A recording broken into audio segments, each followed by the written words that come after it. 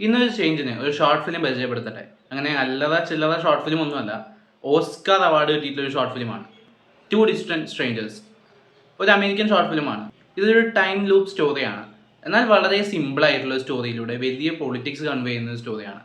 ഒരു യുവാവ് കാലത്ത് എഴുന്നേറ്റ് പുറത്തേക്ക് ഇറങ്ങുമ്പോൾ ഒരു പോലീസുകാരനെ കാണുകയും ഇവർ തമ്മിൽ ഒരു ചെറിയ ക്ലാഷ് ഉണ്ടാവുകയും ആ ക്ലാഷിന്റെ ഭാഗമായിട്ട് ആ പോലീസുകാരൻ അയാളെ വെടിവെച്ച് കൊല്ലുകയും ചെയ്യുന്നു. വീണ്ടും ഈ സംഭവം ആദ്യം തൊട്ട് സ്റ്റാർട്ട് ചെയ്യുന്നു. ഈ എഴുന്നേൽക്കുന്നത് തൊട്ട് എപ്പോഴെപ്പോൾ പുറത്തിറങ്ങിയാലും പുറത്തിറങ്ങാതെ വീടിനകത്തിരുന്നാലും ഇയാൾ ഇങ്ങനെ മരിച്ചുകൊണ്ടേയിരിക്കുകയാണ്. ഈ ഒരു സംഭവം ഇങ്ങനെ കറങ്ങി കറങ്ങി കറങ്ങി ഒരു ലൂപ്പ് പോലെ ഒരുപാട് തവണ റിപ്പീറ്റ് ചെയ്ത് ഇത് ഇയാൾ പല രീതിയിൽ മറികടക്കാൻ ശ്രമിക്കുന്നു. എന്നാൽ അയാൾ വീണ്ടും വീണ്ടും വേറെ രീതിയിൽ അങ്ങനെ തന്നെ സംഭവിക്കുന്നു എന്നൊക്കെ പറഞ്ഞു പോയി അവസാനമൊക്കെ അടുക്കുമ്പോഴേക്കും ഇത് ഒരു ട്വിസ്റ്റൊക്കെ ഇട്ട് വളരെ സിമ്പിളായി എന്നാൽ വളരെ ഡീപ്പായി അമേരിക്കയിൽ ഇന്നും നിലനിന്ന് വരുന്ന റേസിസ്റ്റ് വിഷയങ്ങളും അതിനോട് ബന്ധപ്പെട്ടിട്ടുള്ള ആളുകളുടെ വൈരാഗ്യ ബുദ്ധിയും ഒക്കെ വളരെ ഡീപ്പായിട്ട് പറഞ്ഞു വയ്ക്കുകയാണ് ഈ സിനിമ.